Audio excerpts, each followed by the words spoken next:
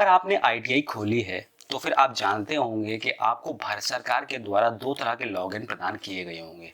एक होगा क्रिएटर का लॉगिन और एक होगा अप्रूवल का लॉगिन। दोस्तों दोनों ही आईडी को लॉगिन करने के लिए जो है आपको ओटीपी की जरूरत होती है। प्राइवेट आईटीआई में और गवर्नमेंट आईटीआई में क्या होता है कि आपका ओटीपी सेम ओटीपी मेल पे जाता है, सेम ओटीपी मोबाइल पे जाता है। लेकिन कुछ केसेस में क्या होता है कि जिस स्टाफ की डिटेल हमारे क्रिएटर के आईडी पे रहती है वो स्टाफ आईटीआई छोड़ के चला जाता है, वो फोन भी नहीं उठा रहा है।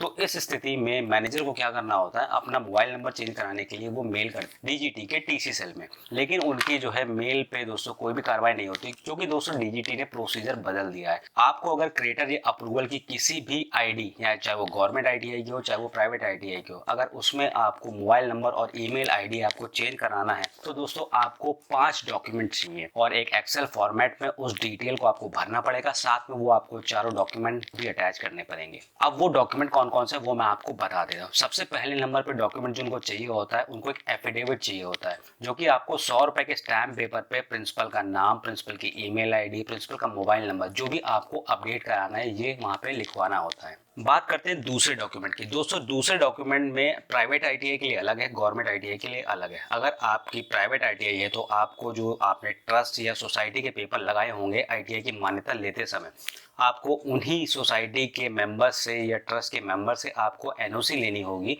जो कि आपको भारत सरकार को मेल पे प्रोवाइड करानी होगी। अब अगर आपकी इनकेस गवर्नमेंट आईटीआई है तो आपका ट्रस्ट नहीं होगा, आपकी सोसाइटी नहीं होगी, तो उस केस में आपको क्या करना है, आपको अपने स्टेट डायरेक्टरेट से क्या करना है, वहां से एनओसी लेनी है। वहां से एनओसी लेने के बाद जो है आपको वो डीजीटी को फॉरवर्ड करना है।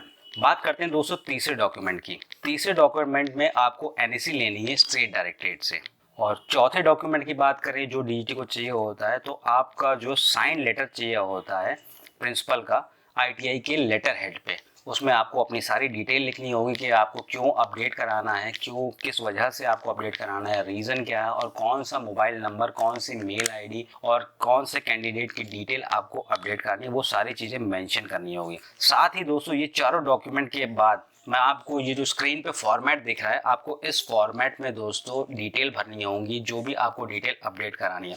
जैसे कि आपको सबसे पहला कॉलम दिख रहा होगा name and address of ITI along with NCVT MIS code, जो कि आपको एफिलिएशन के समय पे एमआईएस कोड दिया गया होगा, आपको वो यहाँ पे मेंशन करना है। जैसे आपकी गवर्नमेंट आईटीआई है तो आपका एमआईएस कोड जो होगा जीआर या जीयू से शुरू होगा। अगर आपकी प्राइवेट आईटीआई है तो आपका कोड जो है पीआर या पीयू से शुरू होगा। एग्जाम्पल के तौर पे मैंने यहाँ पे देखिए एक आईटीआई का कोड डाल दिया है। बात करते हैं दूसरे कॉलम की। दूसरे कॉलम में है दोस्तों name of the field to be change. Example के तौर पर उसमें मेंशन किया गया कि आपको क्रिएटर की आईडी का चेंज करवाना है या फिर अप्रूवल की आईडी का चेंज कराना है। तो अगर आपको क्रिएटर की आईडी का चेंज कराना है तो आपको अपना पीआर कोड _C, अगर आपको अप्रूवल की आईडी का चेंज कराना है तो आपका पीआर कोड _A ये मेंशन करना है वहां पे। इसके बाद दोस्तों तीसरे कॉलम की बात करते हैं। तीसरे कॉलम में लिखा हुआ है existing value in MIS portal, यानी कि एमआईएस पोर्टल पे आपकी क्या वहां पे डिटेल अपडेटेड है, मोबाइल नंबर और मेल आईडी दोनों वहां पे आपको मेंशन करना है। इसके अलावा दोस्तों आप चौथा कॉलम में देख रहे होंगे कि वहां मेंशन है कि new value to be updated on NCVT MIS portal. अब चौथे कॉलम में आपको वो मेल आईडी और वो मोबाइल नंबर दोस्तों आपको मेंशन करना है जो आपको वहां पे अपडेट कराना है, और साथ में आपको पांचवें कॉलम में रीजन लिखना है कि आपको वो क्यों अपडेट कराना है। सपोज अगर आपके आईटीआई का स्टाफ छोड़ के चला गया, वो फोन नहीं उठा रहा है, तो आपको इस केस में वो मेंशन करना है कि हमारा आईटीआई का स्टाफ छोड़ के चला गया है, वो कॉल नहीं उठा रहा है, इसकी वजह से जो है सर हमको जो है अपने क्रिएटर की आईडी का मोबाइल नंबर और जो है ईमेल आईडी चेंज करवानी है।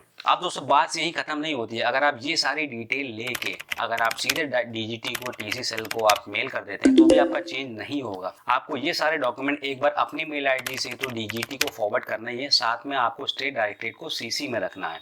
डीजीटी की किन किन मेल आईडी पे आपको मेल करना है वो आपको यहाँ पे लाइन से दोस्तों दिख रही होंगी। सबसे पहले आपको मेल करना है डीजीटी के टीसी सेक्शन में, जिसकी मेल आईडी है दोस्तों section_tc2022@dgt.gov.in। इसके अलावा आप इनके साथ साथ सीसी में आप जो है बाकी जो वहाँ के अधिकारी हैं आप उनको रख सकते हैं। जब आप मेल कर देंगे उसके बाद आपको क्या करना है, अपने स्टेट डायरेक्टरेट से जाके कन्वे करना है, और वहां से भी दोस्तों उनकी मेल आईडी से जो स्टेट डायरेक्टरेट की मेल आईडी होगी वहां से आपको फॉरवर्ड कराना है। जैसे चलिए मैं बात करता हूँ यूपी की। यूपी में दोस्तों स्टेट डायरेक्टरेट का मतलब जो है स्टेट डायरेक्टरेट निदेशालय बांसमंडी से नहीं है, आपको परिषद जाना है। आपको परिषद की जो मेल आईडी है vppuplucknow@gmail.com, आपको उनकी मेल आईडी से भारत सरकार को ये दोस्तों मेल कराना है टीसी सेक्शन में, ताकि आपकी दोस्तों जो कंप्लेंट है मोबाइल नंबर और ईमेल आईडी चेंज होने की उस पर कार्रवाई हो सके। अगर दोस्तों आप ये सारे स्टेप इसी तरह से करके अपनी समस्या को जो भारत सरकार तक पहुंचाते हैं तो आपके दोस्तों निश्चित ही जो है आपकी मेल आईडी और मोबाइल नंबर अपडेट हो जाएगा।